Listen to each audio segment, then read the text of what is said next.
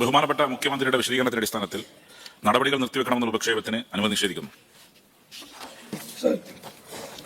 ബഹുമാനപ്പെട്ട ശ്രീ അനൂപ് ജേക്കബ് ഇവിടെ ഈ വിഷയം അവതരിപ്പിച്ചപ്പോൾ ബഹുമാനായ മുഖ്യമന്ത്രി ആലപ്പുഴ CPM ജില്ലാ സമ്മേളനത്തോടനുബന്ധിച്ച് നടത്തിയ സ്ത്രീ സുരക്ഷയെക്കുറിച്ച് പറഞ്ഞ പ്രസംഗം ഇവിടെ ഉദ്ധരിച്ചു. ഞാൻ ഓർത്തു മുഖ്യമന്ത്രി അക്കാര്യത്തിൽ ഉറച്ചു നിൽക്കുന്നതിന്റെ മറുപടിയിൽ. പക്ഷെ അദ്ദേഹം കാലുമാറ്റത്തെക്കുറിച്ച് സംസാരിച്ചുകൊണ്ട് അദ്ദേഹത്തിന്റെ കീഴിലുള്ള പോലീസ് കിഡ്നാപ്പിങ്ങിന് കേസെടുത്ത ഈ ക്രിമിനലുകളെ ന്യായീകരിക്കുകയാണ്. മുഖ്യമന്ത്രിയുടെ വാക്കും പഴയ ചാക്കിനും ഒരേ വിലയാണ് എന്നാണ് ഇന്ന് അങ്ങയുടെ മറുപടിയിലൂടെ ഇന്ന് പുറത്തു വന്നത്. സാർ ഇവിടെ കാലുമാറ്റം ആണ് അദ്ദേഹത്തിന് ഭയങ്കരമായ വിഷമമുണ്ടാക്കിയ സംഭവം. സാർ കേരളത്തിൽ എത്ര പഞ്ചായത്തുകളിൽ എത്ര പേര് അങ്ങോട്ടും ഇങ്ങോട്ടും കാലുമാറിയിരിക്കുന്നു?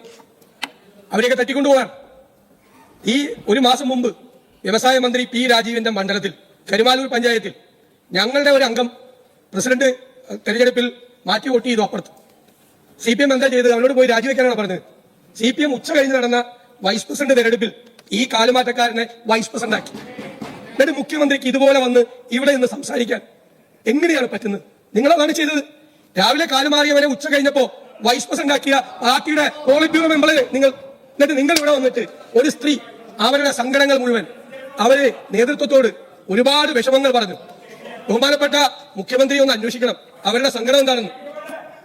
വിധവയായ ആ പാവപ്പെട്ട സ്ത്രീയുടെ ഒരു കടം വന്നപ്പോ പാർട്ടി ഇടപെട്ട് വിപ്പിക്കുകയാണ് അവരുടെ സ്ഥലം. മനസ്സിലായില്ലേ? ആ സ്ഥലം പാർട്ടി പറഞ്ഞ വിലയ്ക്ക് അവർ വിൽക്കുകയാണ്. Sir, party ഇടനിലക്കാരാ ബ്രോക്കർമാര്.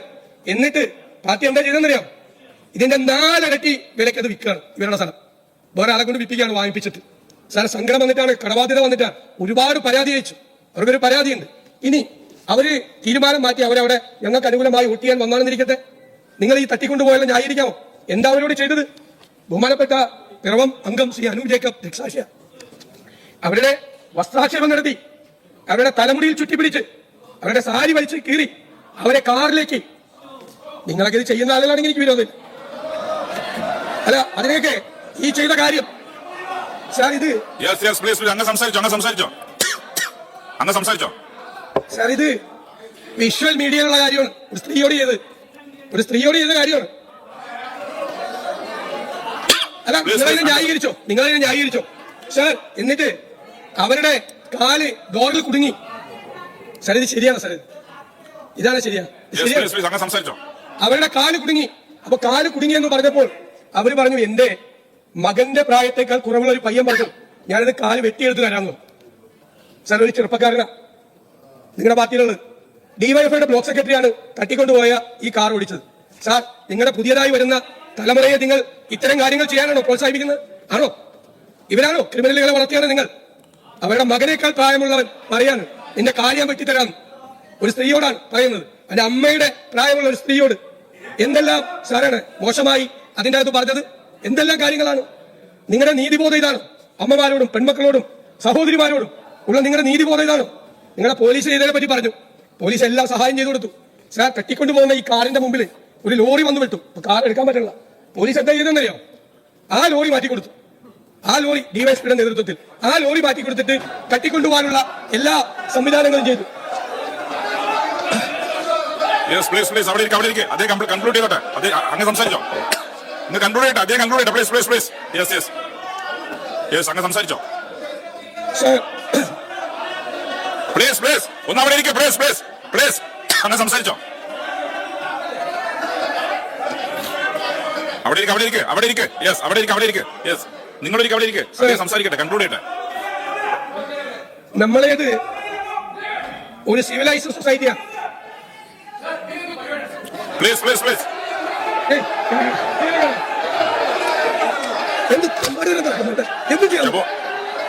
അങ്ങനെ പ്രകോപിതനാവില്ല. പ്ലീസ്. അങ്ങൊരു സീനിയർ പൊളിറ്റീഷ്യനാണ്. അങ്ങോട്ട് സീനിയറാണ്. എന്താണ് ഇങ്ങനെ പെരുമാറുന്നത്? പ്ലീസ് അവിടെ ഇരിക്കെ. Please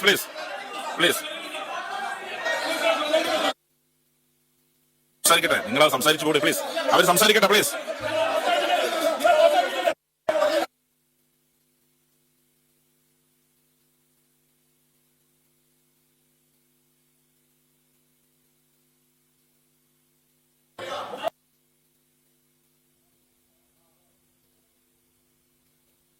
Yes, yes, yes. നിയമസഭയിൽ നാടകീയമായ രംഗങ്ങളാണ്. അങ്ങ് സംസാരിച്ചോ. അവിടെ സീറ്റിലിരിക്കെ അവര് വെളിയിൽ ഇറങ്ങിയിട്ട് നിങ്ങൾ അവിടെ പോയിരിക്കെ. അവിടെ ഇരിക്കെ പ്ലീസ്. യെസ് നിങ്ങളൊന്ന് ചെയറിലേക്ക് ചെല്ല്. യെസ് അങ്ങ് ചെയറിലേക്ക് ചെല്ല്. യെസ്. സർ, ഇത് നമ്മുടെ ഒരു സിവിലൈസ് സൊസൈറ്റിയാണ്, ഒരു പരിഷ്കൃത സമൂഹമാണ് കേരളം. ആ കേരളത്തിൽ ന്യായമായ സംരക്ഷണം സ്ത്രീകൾക്കും എല്ലാവർക്കും നീതിയുടെ സംരക്ഷണം കൊടുക്കേണ്ട പോലീസാണ് ഈ വൃത്തികേടിന് കൂട്ടുനിന്നത്. സാർ, പോലീസ് സേന ഇത്രമാത്രം അധപതിക്കാവോ? സാർ, കാക്കിയിട്ടുകൊണ്ട് ഈ വൃത്തികേടിന് കൂട്ടുനിൽക്കാവോ? അങ്ങല്ലേ പോലീസിന്റെ ഭരണാധികാരി? അങ്ങയുടെ കീഴിലുള്ള പ്ലീസ് അദ്ദേഹം സംസാരിച്ച് കൺക്ലൂഡ് ചെയ്യട്ടെ പ്ലീസ്. യെസ് അങ്ങ് സംസാരിച്ചോ പ്ലീസ്. അങ്ങ് സംസാരിച്ചോ. സാർ, ഇതാണോ നീതി? നിങ്ങൾ അവിടെ ഇരുന്നോട് ഇഗ്നോർ ചെയ്ത് സംസാരിച്ചു പോയിക്കോട്ടെ. യെസ് അങ്ങ് സംസാരിച്ചോ. അവരെ ഇഗ്നോർ ചെയ്തോ.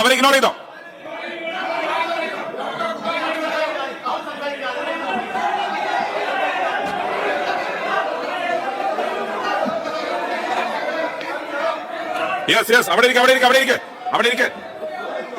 യെസ് അങ്ങ് സംസാരിച്ചോ. Yes sir, party area committee സെക്രട്ടറിയാണ് ഇതിന്റെ അകത്ത് ഒന്നാം പ്രതി.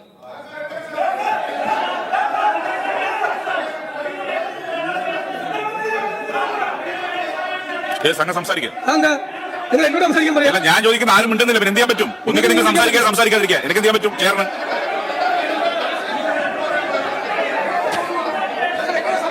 അങ്ങ് കൺക്ലൂഡ് ചെയ്യും.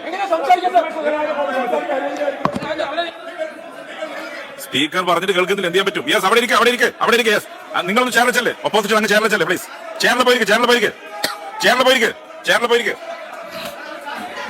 യെസ് ചേർന്ന് പോയിരിക്കെ. പ്ലീസ്.